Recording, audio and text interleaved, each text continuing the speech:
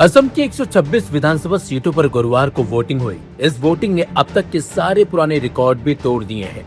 चुनाव आयोग के ताजा आंकड़ों के मुताबिक राज्य में 85.38% वोटिंग हुई है। यह आंकड़ा असम के चुनावी इतिहास में एक नया मील का पत्थर भी साबित हो सकता है। असम में हमेशा से भारी मतदान की परंपरा रही है, लेकिन इस बार के आंकड़े चौंकाने वाले हैं। 2021 विधानसभा चुनाव में भी वोटिंग प्रतिशत 82.42% रहा था। असम का ये चुनाव सीधे तौर पर मुख्यमंत्री हेमंत बिस्वा शर्मा और कांग्रेस के युवा चेहरे गौरव गोगोई के बीच साख की लड़ाई बन गया है। हेमंत बिस्वा शर्मा असम में अरुणोदय योजना के जो महिला लाभार्थियों के लिए आर्थिक मदद और डबल इंजन के विकास के भरोसे है। भारी वोटिंग को बीजेपी अपना समर्थन मान रही है।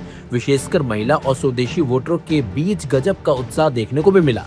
वही जोरहाट से अपनी राजनीतिक जमीन मजबूत करने वाले गौरव गोगोई ने इस बार महंगाई और भ्रष्टाचार को मुद्दा बनाया है। विपक्ष का तर्क है कि भारी वोटिंग सत्ता विरोधी लहर एंटी इनकम्बेंसी का प्रतीक है, जहां जनता बदलाव के लिए घर से बाहर निकली है। इतिहास गवाह है कि असम में भारी वोटिंग अक्सर मौजूदा सरकार के लिए चुनौती लेकर आती है, लेकिन हेमंत बिस्वा शर्मा की संगठित पकड़ और लाभार्थी वर्ग इस थ्योरी को पलट भी सकता है। सीएए और परिसीमन का सीधा फायदा बीजेपी को मिलता दिख रहा है।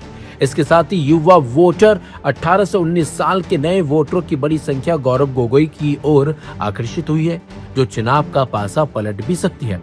क्या हेमंत बिस्वा शर्मा लगातार दूसरी बार मुख्यमंत्री की शपथ लेकर इतिहास रचेंगे, या फिर गौरव गोगोई अपने पिता तरुण गोगोई की विरासत को वापस लाएंगे? 85.38% की ये गूंज किसके पक्ष में है, इसका फैसला तो 4 मई 2026 को मतगणना के दिन होगा। फिलहाल असम की जनता ने अपना फैसला ईवीएम में कैद कर दिया है और अब 4 तारीख ही बताएगी कि ये फैसला किसके हित में गया है।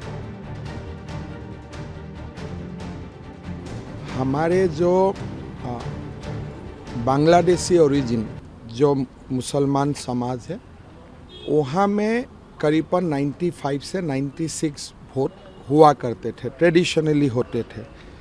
लेकिन बाकी जो असमी सोसाइटी है या बाकी लोग हैं, ये सब जगह में ओरिजिनली 75-76% का वोट होते थे।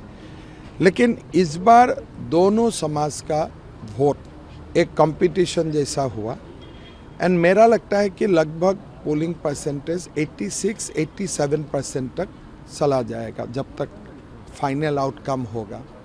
सो ट्रेडिशनली जो ज़्यादा वोट करते हैं वो लोग तो किया ही है, लेकिन जो ट्रेडिशनली बहुत ज़्यादा वोट नहीं करते हैं, इस बार वो समाज भी उत्साह और उमंग का साथ वोट किया है।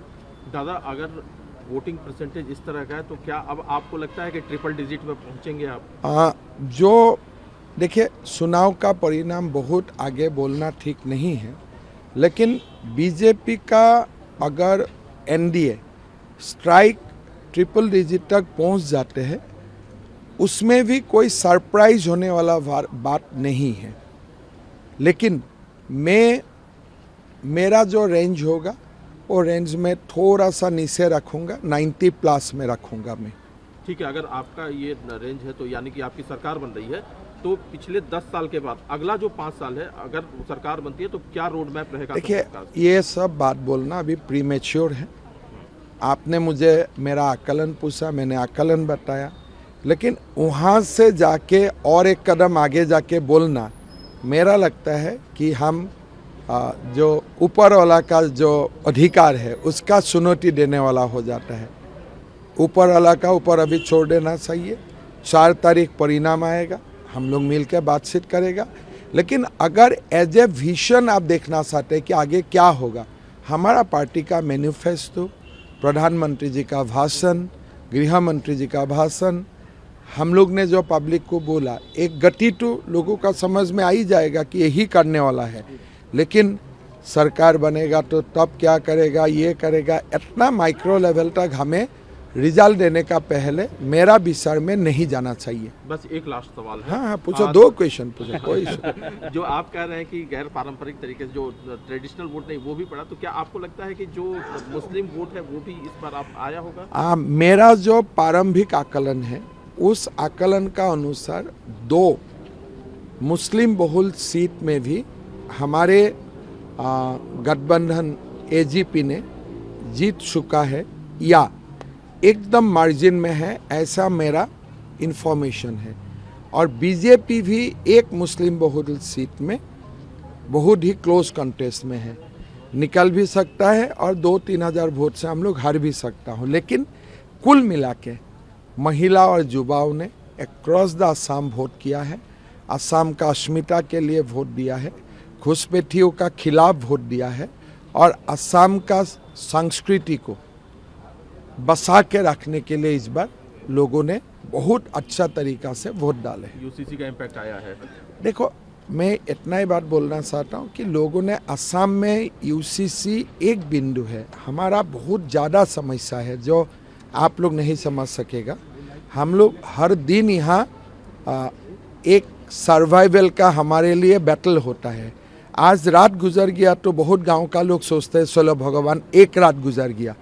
तो यहाँ में कोई बड़ा अनाउंसमेंट यूसीसी लाभ जिहाद वो वाला इशू नहीं है। यहाँ में हमारा जीवन जीना, हर दिन जीना, यही हमारा स्ट्रगल है। सो असम थोड़ा सा अलग है, मेरा लगता है कि कोई दिन आप लोग समझ जाएगा। असम के लिए एक महत्वपूर्ण दिन है। असम के लोग असम के भविष्य के निर्णायक भूमिका लेने वाले व्यक्ति समाज आज आगे आए हैं और व्यक्तिगत रूप से मेरे लिए बहुत खुशनसीबी की बात है कि जब मैं पिछले लोकसभा चुनाव में वोट देने आया था तो मैं उस समय मेरी माताश्री मेरे साथ नहीं थी, उनके स्वास्थ्य के कारण वो उस समय लोकसभा में अनुपस्थित थी और आज मेरे साथ वो आज उपस्थित है। उन्होंने आशीर्वाद दिया, उनको वोट देने का अवसर भी मिला। तो ऐसे महत्वपूर्ण समय में उनकी उपस्थिति हमारे लिए बहुत मान्यता रखती है। सर, कितने कॉन्फिडेंट हैं आप अपनी जीत को लेकर? देखिए, लोग के बीच में जो उनकी लोगों के बीच में जो उनकी मुस्कान देख रहा हूँ, लोगों के आंखों में जो आशा देख रहा हूँ, लोगों की आवाज में जो बुलंदी आ रही है, लोग जिस प्रकार से निर्भय होकर अपनी बात रख रहे हैं, मेरा पूरा विश्वास है एक सशक्त, सबल और एक नए असम हमको आने वाले 4 तारीख को दिखाई देगा। जोरहाट एक विधायक चुनेगा या एक मुख्यमंत्री चुनेगा अगर जनता मौका देती है? देखिए, जोरहाट के लोग हो या किसी असम के हर विधानसभा के लोग हो, वो असम की जो हमारी सभ्यता है, असम की जो शालीनता है, असम की जो आदर्श हैं, असम की जो मूल्य हैं, असम की जो लोकतांत्रिक सिद्धांत है, उसके पक्ष में अपना वोट देगा।